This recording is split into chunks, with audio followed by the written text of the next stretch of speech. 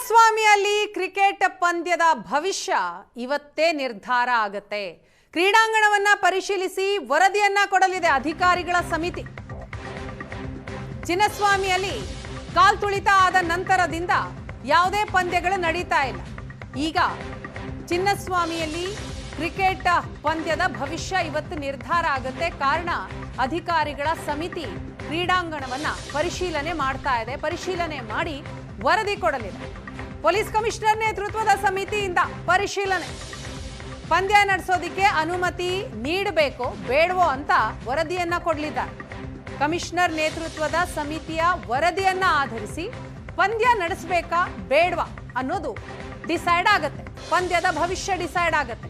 ವಿಜಯ್ ಹಜಾರೆ ಪಂದ್ಯ ಆಯೋಜನೆಗೆ ಕೆಎಸ್ಸಿಎ ಪರವಾನಗಿಯನ್ನ ಕೇಳಿದೆ. ಹಾಗಾಗಿ ಇವತ್ತು ಸಭೆ ನಡೆಸಿ ಸಮಿತಿಯನ್ನ ರಚಿಸಿದ್ದಂತಹ ಗೃಹ ಸಚಿವ ಪರಮೇಶ್ವರ್ ಪೊಲೀಸ್ ಕಮಿಷನರ್ ನೇತೃತ್ವದಲ್ಲಿ ಸಮಿತಿ ರಚನೆ ಆಗಿದೆ. ಗ್ರೇಟರ್ ಬೆಂಗಳೂರು ಪ್ರಾಧಿಕಾರ, ಲೋಕೋಪಯೋಗಿ ಇಲಾಖೆ ಅಧಿಕಾರಿಗಳು, ಅಗ್ನಿಶಾಮಕ ಆರೋಗ್ಯ ಇಲಾಖೆ ಅಧಿಕಾರಿಗಳನ್ನ ಒಳಗೊಂಡಂತಹ ಸಮಿತಿ ಇದು. ಈ ಸಮಿತಿ ಕೊಡುವಂತಹ ವರದಿ ಬಹಳ ಮುಖ್ಯ ಆಗತ್ತೆ. ಆ ವರದಿಯನ್ನ ಆಧರಿಸಿ ಚಿನ್ನಸ್ವಾಮಿಯಲ್ಲಿ ಪಂದ್ಯ ನಡೆಸಬೇಕಾ ಬೇಡವಾ ಅನ್ನೋದು ಡಿಸೈಡ್ ಆಗತ್ತೆ. ಸಮಿತಿ ಇವತ್ತೇ ವರದಿಯನ್ನ ನೀಡಲಿದೆ. ಸಮಿತಿಯ ವರದಿಯ ಮೇಲೆ ಚಿನ್ನಸ್ವಾಮಿ ಪಂದ್ಯದ ಭವಿಷ್ಯ ನಿಂತಿರುವಂಥದ್ದು.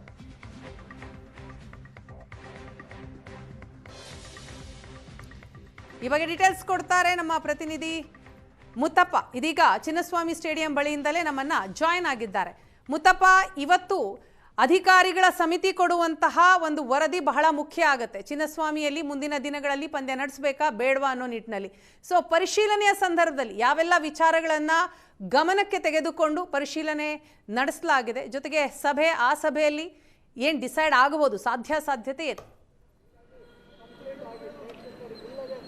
ವೀಣಾ, ಒಟ್ಟು 33,000 ಜನ ಪ್ರೇಕ್ಷಕರು ಕೂತ್ಕೊಳ್ಳೋಕೆ ಅವಕಾಶ ಇರುವಂತಹ ಚಿನ್ನಸ್ವಾಮಿ ಸ್ಟೇಡಿಯಂನಲ್ಲಿ ಪಂದ್ಯಾವಳಿಗಳನ್ನ ನಡೆಸಬೇಕಾ ನಡೆಸಬಾರ್ದಾ, ಜೊತೆಗೆ ಒಂದೊಮ್ಮೆ ಪಂದ್ಯಾವಳಿಗಳನ್ನ ನಡೆಸಿದ್ರೆ ಪ್ರೇಕ್ಷಕರಿಗೆ ಅವಕಾಶ ಕೊಡಬೇಕಾ ಕೊಡಬಾರ್ದು ಅನ್ನೋದು ಕೂಡ ಗಂಭೀರವಾದಂತಹ ಚರ್ಚೆಯನ್ನು ಕೂಡ ಮಾಡಲಾಗಿದೆ. ಈಗಾಗಲೇ ಬೆಂಗಳೂರು ನಗರ ಪೊಲೀಸ್ ಆಯುಕ್ತರಾಗಿರುವಂತಹ ಸೀಮಂತ್ ಕುಮಾರ್ ಅವರ ನೇತೃತ್ವದಲ್ಲಿ ಗ್ರೇಟರ್ ಬೆಂಗಳೂರು ಪ್ರಾಧಿಕಾರದ ಮುಖ್ಯ ಆಯುಕ್ತರು, ಜೊತೆಗೆ ಆರೋಗ್ಯ ಇಲಾಖೆ, ಅಗ್ನಿಶಾಮಕ ದಳ, ಜೊತೆಗೆ PWD ಇಲಾಖೆ ಅಧಿಕಾರಿಗಳೆಲ್ಲರೂ ಕೂಡ ಸಭೆಯಲ್ಲಿ ಭಾಗಿಯಾಗಿರುವಂತದ್ದು.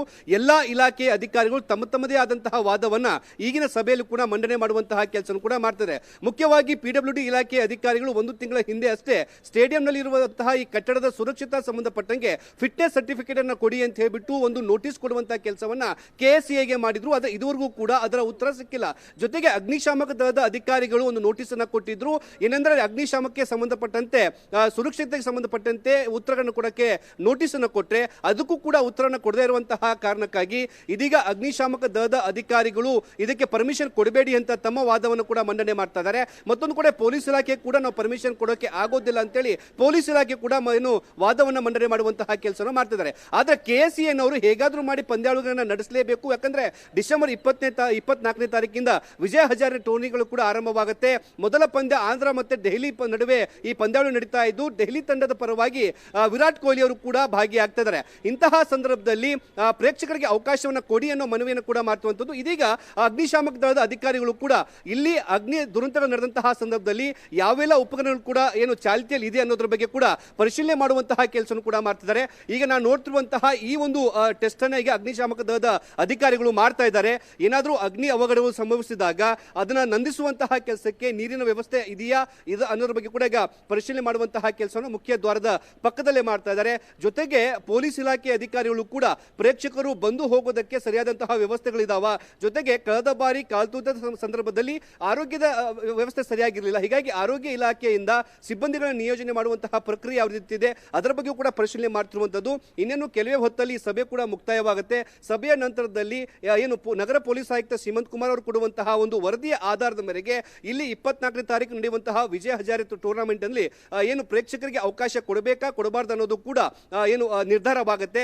ಇದೇ ವರದಿಯ ಆಧಾರದ ಮೇಲೆ ಮುಂಬರುವಂತಹ IPL ಪಂದ್ಯಾವಳಿ ಕೂಡ ಬೆಂಗಳೂರಿನಲ್ಲಿ ನಡೆಯುತ್ತಾ ಇಲ್ವಾ ಅನ್ನೋದು ಕೂಡ ಅದರ ಮೇಲೆ ನಿರ್ಧಾರ ಆಗಿರುವಂತದ್ದು. ವೀಣಾ, ಮುತ್ತಪ್ಪ, ಏನಾದರೂ ಪಾಸಿಟಿವ್ ರೆಸ್ಪಾನ್ಸ್ ಬರೋ ಸಾಧ್ಯತೆಗಳು ಉಂಟಾ? ಯಾಕಂತಂದ್ರೆ ಈ ಹಿಂದೆ ನಾವು ನೋಡಿದ್ವಿ DCM DK ಶಿವಕುಮಾರ್ ಅವರು ಕೂಡ ಒಂದು ರೀತಿ ಗುಡ್ ನ್ಯೂಸ್ ಅನ್ನೇ ಕೊಟ್ಟಿದ್ರು.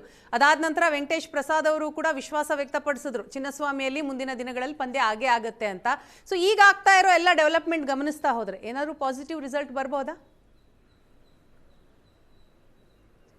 ಇದೆ ವಿನಾ, ಏನಂದ್ರೆ KCA ಪದಾಧಿಕಾರಿಗಳು ಇಲ್ಲಿರುವಂತಹ ಸಣ್ಣ ಪುಟ್ಟ ನ್ಯೂನ್ಯತೆಗಳನ್ನ ಸರಿಪಡಿಸಿಕೊಂಡ್ರೆ ಈ ಪಂದ್ಯಾವಳಿ ನಡೆಸೋದಕ್ಕೆ, ಜೊತೆಗೆ ಪ್ರೇಕ್ಷಕರಿಗೆ ಅವಕಾಶ ಕೊಡೋಕೆ ನಾವು ಅನುಮತಿ ಕೊಡ್ತೀವಿ ಅಂತ ಹೇಳ್ಬಿಟ್ಟು ಅಗ್ನಿಶಾಮಕ ದಳದ ಅಧಿಕಾರಿಗಳು ಮತ್ತೆ ಪೊಲೀಸ್ ಇಲಾಖೆ ಕೂಡ ಸ್ಪಷ್ಟವಾದಂತಹ ಒಂದು ನಿರ್ಧಾರವನ್ನ ಹೇಳಿದೆ. ಯಾಕಂದ್ರೆ ಹಿಂದೆಯಿಂದನೂ ಕೂಡ ಚಿನ್ನಸ್ವಾಮಿ ಸ್ಟೇಡಿಯಂನಲ್ಲಿ ಪ್ರೇಕ್ಷಕರು ಬಂದು ಹೋಗೋದಕ್ಕೆ ಸರಿಯಾದಂತಹ ವ್ಯವಸ್ಥೆ ಇಲ್ಲ ಅನ್ನೋದು ಕೂಡ ವಾದ ಇತ್ತು. ಈಗ ಅಂತಹ ಸಣ್ಣ ಪುಟ್ಟ ನ್ಯೂನ್ಯತೆಗಳನ್ನ ಸರಿಪಡಿಸಿದ್ರೆ ಪ್ರೇಕ್ಷಕರನ್ನ ನೋಡೋದಕ್ಕೆ ಅವಕಾಶವನ್ನು ಕಲ್ಪಿಸ್ತೀವಿ ಅನ್ನೋ ಒಂದು ಮಾತನ್ನು ಕೂಡ ಹೇಳಿದ್ದಾರೆ. ಹೀಗಾಗಿ ಬಹುತೇಕ ವಿಜಯ ಹಜಾರೆ ಟೂರ್ನಮೆಂಟ್ ಏನಿದೆ ಅದಕ್ಕೆ ಪ್ರೇಕ್ಷಕರನ್ನ ನೋಡೋದಕ್ಕೆ ಅವಕಾಶ ಕಲ್ಪಿಸುವಂತಹ ಸಾಧ್ಯತೆ ಇದೆ.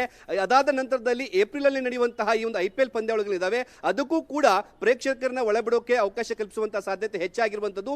ಎಲ್ಲೋ ಒಂದು ಕಡೆ RCB ಅಭಿಮಾನಿಗಳಿಗೆ ಎಲ್ಲೂ ಕೂಡ ಈ ಕ್ರಿಕೆಟ್ ಕೈತಪ್ಪಿ ಹೋಗೋದಿಲ್ಲ ಅನ್ನೋದು ಕೂಡ ತಪ್ಪಾಗ್ಲಿಕ್ಕಿಲ್ಲ. ಯಾಕಂದ್ರೆ ಅಗ್ನಿಶಾಮಕ ದಳದ ಅಧಿಕಾರಿಗಳು ಈಗಾಗಲೇ ಸುತ್ತಲಿರುವಂತಹ ಪ್ರದೇಶವನ್ನು ಕೂಡ ಪರಿಶೀಲನೆ ಮಾಡುವಂತಹ ಕೆಲಸವನ್ನು ಮಾಡ್ತಿದ್ದಾರೆ. ಅವರು ಕೂಡ ಪಾಸಿಟಿವ್ ಆಗಿ ರೆಸ್ಪಾನ್ಸ್ ಮಾಡ್ತಿರುವಂತಹ ಕಾರಣಕ್ಕಾಗಿ RCB ಅಭಿಮಾನಿಗಳಿಗೆ ಗುಡ್ ನ್ಯೂಸ್ ಸಿಗುವಂತಹ ಸಾಧ್ಯತೆ ಇದೆ ವಿನಾ.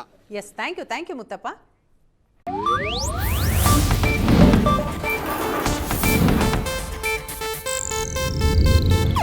ಇದು ಏಷ್ಯಾನೆಟ್ ನ್ಯೂಸ್ ನೆಟ್ವರ್ಕ್ ಪ್ರಸ್ತುತಿ.